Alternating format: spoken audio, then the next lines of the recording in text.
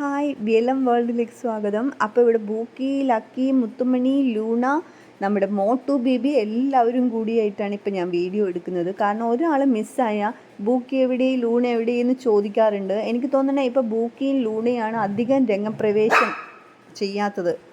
കാരണം ബൂക്കിക്ക് ഇപ്പോൾ full time മുറ്റത്തൂടെ ഓടാനാണ് ഏറ്റവും ഇഷ്ടം. ഗേറ്റിൻ്റെ അവിടെ പോയി നിന്ന് കാഴ്ച കണ്ടുകൊണ്ട് നിൽക്കുക. പിന്നെ ലൂണ മിക്കപ്പോഴും മകളുടെ കൂടെ ആയിരിക്കും. അപ്പോൾ ചിലപ്പോൾ ഞാൻ വീഡിയോ എടുക്കുന്ന സമയത്തൊക്കെ അവൾ റൂമിൽ കിടന്ന് ഉറങ്ങുന്ന സമയമൊക്കെ ആയിരിക്കും. അപ്പോൾ പിന്നെ ഞാൻ വാതിൽ മുട്ടി തുറന്ന് ലൂണയെ പുറത്തേക്ക് കൊണ്ടുവന്നാൽ അതിലേക്ക് ഞാൻ പിന്നെ പോകാറില്ല. കിട്ടിയവരെ വെച്ച് ഞാൻ വീഡിയോ എടുക്കാറുണ്ട്. എന്നെ ചുറ്റിപ്പറ്റി ഇപ്പോൾ ആകെ നിൽക്കുന്നത് ലക്കി ബേബിയും ചോട്ടു ബേബിയാണ്. അപ്പോൾ ഇവർ ഓടി നടന്ന എന്തെങ്കിലും രസകരമായിട്ടുള്ള സംഭവം കാണുവാണെങ്കിൽ അപ്പം തന്നെ ഞാൻ ഫോണെടുത്ത് ഒരു വീഡിയോ ഇടുന്നതാണ്. അതിനു വേണ്ടി ഒരു സമയം കണ്ടെത്തുന്നതല്ല. അങ്ങനെയാണ് സംഭവിക്കുന്നത് കേട്ടോ.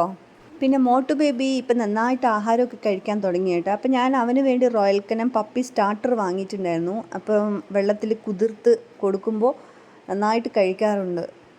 ലക്കി ബേബിക്കും മോട്ടു ബേബിക്കും അടുത്തടുത്ത് വെച്ച് കൊടുക്കുന്നുണ്ട്. പക്ഷേ ഇതിൽ ഒരു രസം എന്താണെന്ന് വെച്ചിട്ടുണ്ടെങ്കിൽ മുമ്പൊക്കെ ബൂക്കി കുട്ടനും ലക്കി ബേബിക്കും അടുത്തടുത്ത് ഭക്ഷണം വെച്ച് കൊടുക്കും.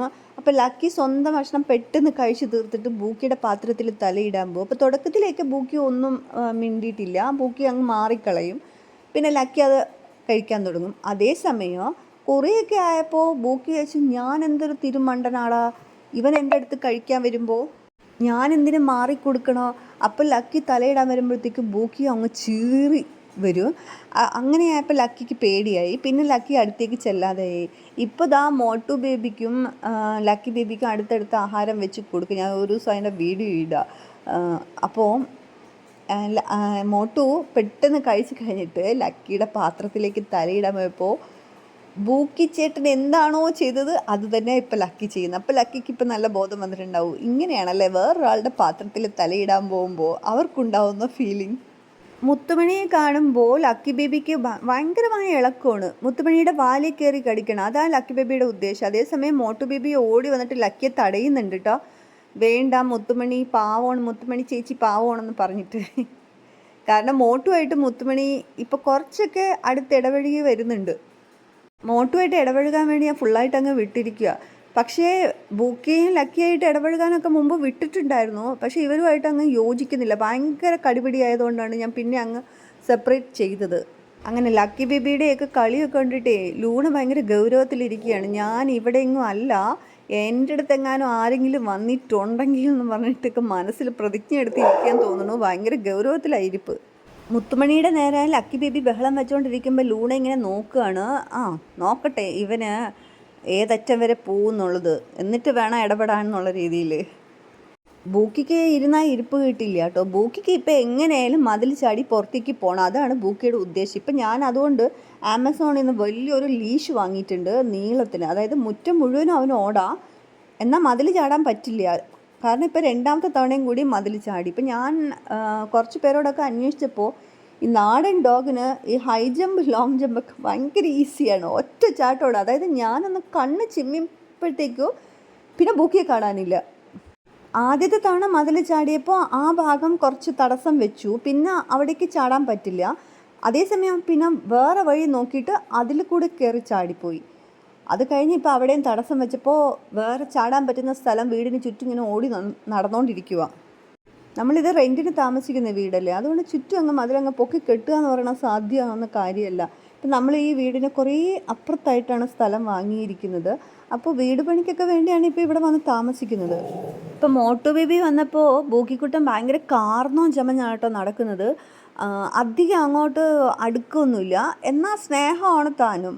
കാരണം ദൂരെ നിന്നിട്ട് ഈ കാർന്നോന്മാർ എന്തേ സുഖമല്ലേ, കുടിച്ചോ കഴിച്ചോ, ശരി ശരി എന്ന് പറഞ്ഞിട്ട് നടക്കണ പോലെയാണ് ബൂക്കിക്കുട്ടൻ നടക്കുന്നത്. അതേസമയം ലക്കി ബേബിക്കാണ് ഇപ്പോൾ കോളടിച്ചിരിക്കുന്നത്. കളിക്കാൻ ഭയങ്കര കൂട്ടായിട്ടൊരു അനിയനെ കിട്ടി. ലക്കി ബേബിക്ക് മുമ്പൊന്നും ഉറങ്ങുമ്പോൾ ആരും മുട്ടിക്കിടക്കണമെന്നും ഇഷ്ടമല്ല. പക്ഷേ ഇപ്പോൾ അനിയച്ചാർ വന്നപ്പോൾ അനിയൻ്റെ കൂടെയൊക്കെ സുഖിച്ച് കിടന്നുറങ്ങുന്നുണ്ട് ഒരുമിച്ച്. ബൂക്കിയെ ഇതുപോലെ ഞാൻ തെരുവിൽ നിന്ന് എടുത്തുകൊണ്ട് വരുമ്പോൾ എനിക്ക് വളർത്തണം എന്നുള്ള ഒരു ഉദ്ദേശവും ഇല്ലായിരുന്നു. ബൂക്കി അടക്കം വേറെ 4 കുഞ്ഞുങ്ങളുണ്ടായിരുന്നു. അപ്പം ഈ 4 പേരെ എടുത്ത് വീട്ടിൽ കൊണ്ടുവന്ന് വെള്ളവും ഭക്ഷണമൊക്കെ കൊടുത്ത് ഒരു 10-15 ദിവസം കഴിഞ്ഞപ്പോൾ ഞാൻ പത്രത്തിൽ പരസ്യം കൊടുക്കാൻ തുടങ്ങി. പരസ്യം കൊടുക്കുന്ന സമയത്ത് എല്ലാവരും എൻ്റെ അടുത്ത് പറഞ്ഞു, നാടൻ ഡോഗാണ്, പരസ്യം കൊടുത്തിട്ട് ഒരു കാര്യമില്ല, ആരും വിളിക്കാൻ പോകുന്നില്ല എന്നുള്ളത്. പക്ഷേ പരസ്യം പത്രത്തിൽ വരുന്നതിൻ്റെ തലേന്ന് ഞാൻ ഒരുപാട് പ്രാർത്ഥിച്ച് ഞാൻ കിടന്നു. പക്ഷെ നേരം വെളുത്ത 6 മണി തൊട്ടേ എൻ്റെ ഫോൺ ബെല്ലടിക്കാൻ തുടങ്ങി.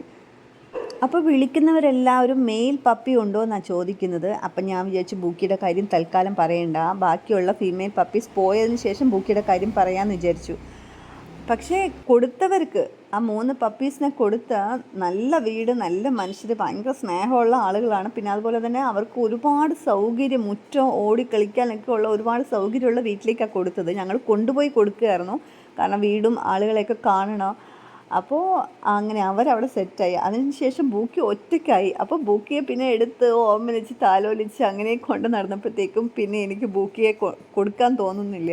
അപ്പോൾ എനിക്ക് ബൂക്കിയെ വളർത്തണമെന്ന് പറഞ്ഞിട്ട് ഭയങ്കര ആഗ്രഹമായി. അപ്പം ഞാൻ ബൂക്കിയെ വളർത്തി. അതുപോലെ തന്നെ മോട്ടു ബേബി ഇപ്പോൾ വന്നപ്പോഴും ഞാൻ വിചാരിച്ചു പത്രത്തിലൊരു പരസ്യം കൊടുക്കുക, എന്നിട്ട് നല്ല ഒരു ആൾക്കാരെ കുടുംബം കണ്ടെത്തിയിട്ട് മോട്ടുവിനെ കൊടുക്കാമെന്നാണ് വിചാരിച്ചത്. പക്ഷേ 2-3 ദിവസം കൊണ്ട് അവൻ ഇവിടെ ഓടിച്ചാടി നടന്ന് എനിക്കെന്തോ കൊടുക്കാൻ പറ്റാത്ത ഒരു മനസ്സിലേക്ക് പോയി. കാരണം പിന്നെ ഞാൻ വിചാരിച്ചു ഇവനെ കൊടുത്തു കഴിഞ്ഞാൽ ഇടയ്ക്കിടയ്ക്കൊന്ന് കാണാൻ പോകണമെന്നൊക്കെ വിചാരിച്ചു. പക്ഷേ നമ്മൾ ഒരു തവണ പോയി 2 തവണ പോയി പിന്നെ അവർക്കതൊരു ബുദ്ധിമുട്ടായിട്ട് മാറരുത്. അപ്പോൾ ഇവനെ കാണാൻ വേണ്ടി ഞാൻ എന്തിനാ കഷ്ടപ്പെട്ട് വേറൊരു വീട്ടിലേക്ക് പോകണത്? അവൻ എൻ്റെ വീട്ടിൽ തന്നെ നിൽക്കട്ടെ, എനിക്ക് സ്ഥിരം കാണാം, ലാളിക്കുക, അവനെ സ്നേഹിക്കുക, പിന്നെ എൻ്റെ പിള്ളേരുടെ കൂടെ അവനും കൂടി സന്തോഷമായിട്ട് പോട്ടെ എന്ന് വിചാരിച്ച് അങ്ങനെ മോട്ടു ഇപ്പം ഞങ്ങളുടെ ചക്കരക്കുട്ടനായിട്ട് മാറിയിരിക്കുകയാണ്.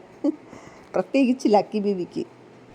മുമ്പൊക്കെ ലക്കി ബേബി എഴുന്നേറ്റ് വന്നിട്ടുണ്ടെങ്കിൽ വെറുതെ അവിടെ എവിടെയൊക്കെ തൂങ്ങിയിരിക്കും. അന്നേരം ഞാൻ ബോളൊക്കെ ഇട്ട് കൊടുത്തിട്ട് വാ ഓടി കളിക്കാമെന്ന് പറഞ്ഞ് ലക്കിയെ വിളിക്കുമ്പോൾ ഞാൻ ബോൾ എറിയുമ്പോൾ ലക്കി ഇങ്ങനെ നോക്കിയിരിക്കും.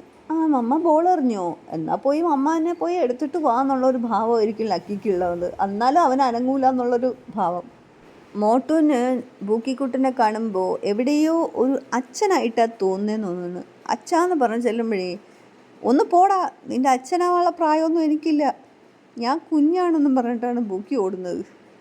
അവിടെ ലക്കി ബേബി മുത്തുമണിയായിട്ട് എന്തിനോ വേണ്ടി തിളയ്ക്കുന്ന സാമ്പാർ പോലെ വെറുതെ ബഹളം വെച്ചുകൊണ്ടിരിക്കുകയാണ്. മുത്തുമണി മൈൻഡ് ചെയ്യുന്നൊന്നുമില്ല. വീട്ടിലെ ജോലിയൊക്കെ ഇങ്ങനെ നടക്കുന്നു. സെർവൻ്റ് ഉണ്ടോ എന്ന് ചോദിച്ചില്ലേ? അപ്പോൾ സെർവൻ്റ് ആഴ്ചയിൽ 2 ദിവസം വരുന്ന ആളാണ്. അപ്പോൾ അവർക്ക് ഇവരെല്ലാം ഭയങ്കര പേടിയാണ്, മോട്ടു ബേബീനെ പോലും ഭയങ്കര പേടിയാണ്. അപ്പം ഞാൻ വരുമ്പോൾ എല്ലാവരും ഓരോ റൂമിലൊക്കെ ആക്കി അടയ്ക്കേണ്ടി വരും. അതുകൊണ്ട് എനിക്കും ഒരു ബുദ്ധിമുട്ടായതുകൊണ്ടാണ് ഞാൻ അങ്ങനെ വിളിക്കാത്തതും, ഡെയിലി വീട്ടിൽ വിളിക്കാത്തത്. പിന്നെ ഞാൻ ഇവരുടെ കൂടെ കളിച്ചും ചിരിച്ചും കുറേ നേരം ഇവരുടെ ഒപ്പം ഇരിക്കുമ്പോൾ തന്നെ ഞാൻ ബ്രേക്ക്ഫാസ്റ്റൊക്കെ മറന്നു പോകാറുണ്ട്. പിന്നീട് ഉച്ചയൊക്കെ ആകുമ്പോഴോ അയ്യോ ഞാൻ രാവിലെ കഴിച്ചില്ലല്ലോ എന്നുള്ള ഓർമ്മ വരുന്നത്. ബൂക്കിയുടെ ക്ഷമ കിട്ടുമെന്ന് തോന്നുന്നു കേട്ടോ. അപ്പോൾ അടുത്ത വീഡിയോ ആയിട്ട് വരാം. Thank you.